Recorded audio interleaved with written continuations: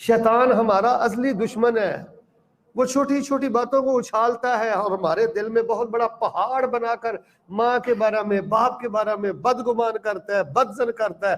حالانکہ سب سے زیادہ اس دنیا کے معصوم رشتے اور پاکیزہ رشتے یہ والدین ہیں۔ عمر اور رزق میں برکت ہے، انسان مصائب سے بچتا ہے، اللہ تعالیٰ بخشش کے خزانے عطا کرتا ہے، اپنی رضا اور رحمت بندے کو عطا کرتا ہے۔ بلکہ والدین کے ساتھ جو حسن سلوک ہے، آخری بات پوری توجہ سے سن لے، یہ سراسر جنت ہے۔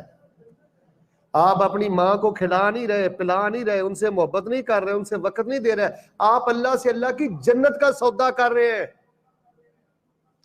آپ خرچ کرتے ہیں پھر بھی آپ کی اگر والدین کی طرف سے حوصلہ افزائی نہیں ہوتی، آپ ان کا لحاظ کرتے ہیں پھر بھی آپ کی حوصلہ افزائی نہیں ہوتی، آپ پھر بھی خرچ کریں، ان پر خرچ کرنا یہ جنت ہے۔ رسول رحمت علیہ الصلوۃ والسلام کو اللہ تبارک و تعالیٰ کی جنت کی سیر کروائی گئی تو آپ نے دیکھا کہ ایک شخص جو ہے نا وہ اللہ کی جنت میں قرآن پاک کی تلاوت کر رہا ہے، قرآن پاک کی قرات کر رہا ہے اللہ کی جنت میں۔ پوچھا گیا یہ کون ہے؟ کہا گیا یہ حارثہ بن نعمان ہے رضی اللہ تعالی عنہ۔ تو نبی صلی اللہ علیہ وسلم نے فرمایا ہاں، نیکی کا بدلہ نیکی ہے، اچھائی کا بدلہ اچھائی ہے۔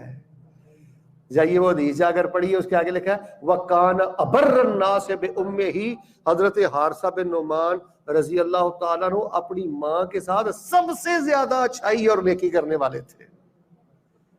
آپ حضرت ابو ہریرہ نام سنتے رہتے ہیں نا، وَلَمْ يَحُجَّ ابو ہریرہ حَتَّى مَاتَتْ أُمُّهُ، حضرت ابو ہریرہ رضی اللہ تعالیٰ عنہ نے بڑی دفعہ ارادہ کیا میں بیت اللہ کا حج کر لوں، لیکن جب تک ماں زندہ رہی ہے حضرت ابو ہریرہ نے بیت اللہ کا حج نہیں کیا۔ جب بھی حج کا ارادہ کرتے تھے دل میں خیال آ جاتا تھا میں چلا گیا تو پیچھے اماں کو ناشتہ کون کرائے گا، دوپہر کا کھانا کون دے گا، شام کا کھانا کون کھلائے گا، ماں کی دیکھ بھال کون کرے گا، بیت اللہ کا حج نہیں کیا۔